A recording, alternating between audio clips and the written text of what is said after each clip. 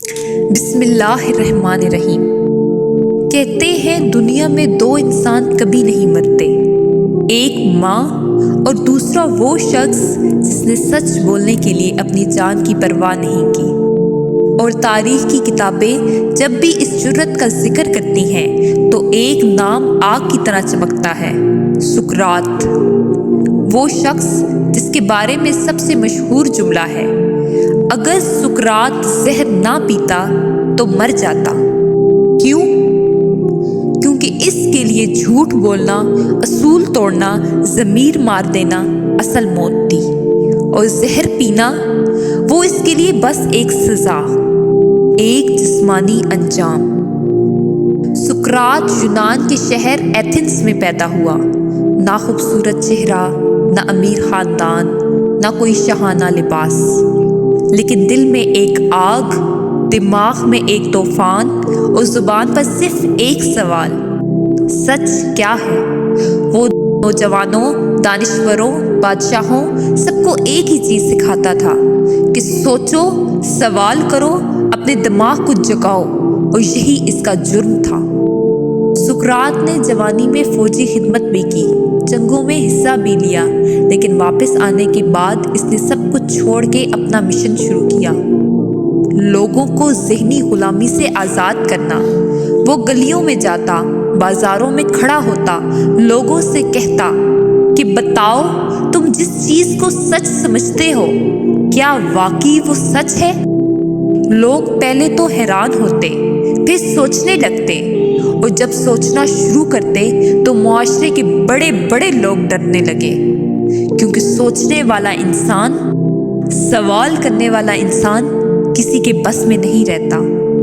سقراط نے کوئی کتاب نہیں لکھی، اس کا ہر سبق، اس کا ہر فلسفہ باتوں میں، بحث میں، سوالات میں چھپا تھا۔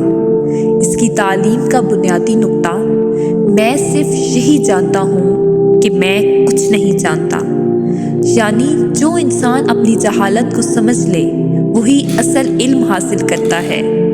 وہ اخلاق، انصاف، ضبط نفس، عقل، منطق، ان سب پہ گفتگو کرتا۔ لوگ اس کے گرد جمع ہو جاتے، سیکھتے اور خود کو بدلتے، اور اس بدلے ہوئے لوگوں نے پورے معاشرے کو ہلانا شروع کر دیا۔ حکومت کے بڑے لوگ سمجھ گئے تھے کہ یہ بوڑھا آدمی اب ان کے لیے خطرہ ہے، یہ نوجوانوں کو سوال کرنا سکھا رہا ہے، اور سوال کرنے والے کبھی غلام نہیں بنتے۔ چنانچہ اس پہ الزام لگا دیا گیا، نوجوانوں کو بگاڑنے کا، دیوتاؤں کے انکار کرنے کا، ریاست کے نظریات کے خلاف بات کرنے کا۔ سقراط کو عدالت میں پیش کیا گیا، ہزاروں لوگ جمع تھے، اور مقدمہ شروع ہوا۔ عدالت میں سقراط نے کہا، اگر میں نے ان کو سوچنا سکھایا ہے تو میرا جرم کیا ہے؟ جواب آیا، تم ہمارے بنائے ہوئے اصولوں پر سوال اٹھاتے ہو۔ سقراط نے کہا، سوال نہ اٹھاؤں تو زندہ کیسے رہوں؟ آخر کار فیصلہ سنایا گیا کہ سقراط کو زہر کا پیالہ پینا ہوگا، لیکن ریاست نے اسے ایک راستہ دیا کہ یا تو شہر چھوڑ دو یا پھر زہر پی لو۔ شاگرد رو پڑے، انہوں نے کہا کہ استاد بھاگ جائیں، زندہ رہیں، دنیا کو اس وقت آپ کی بہت ضرورت ہے۔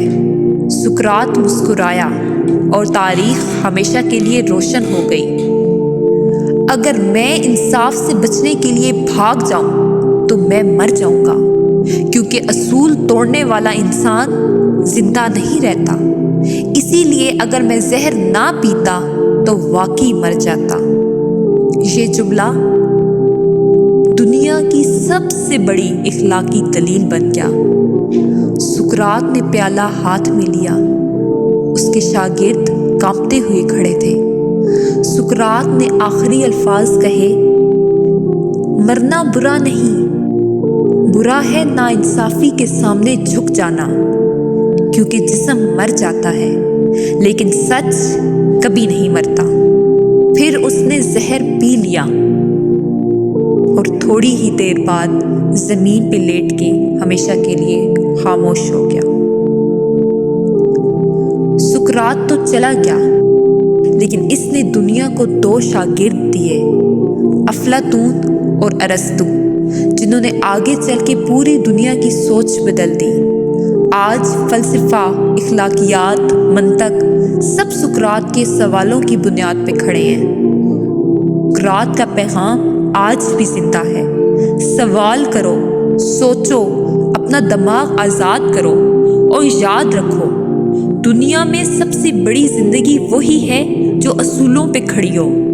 اسی لیے سقراط نے کہا تھا کہ اگر میں زہر نہ پیتا تو مر جاتا، کیونکہ جسم کی موت کچھ نہیں، ضمیر کی موت سب سے بڑی موت ہے۔ اور یہی وہ سبق ہے جو سقراط نے ہمیں دیا، اور یہی وہ روشنی ہے جو آج تک دنیا کو روشن کر رہی ہے، صرف روشن۔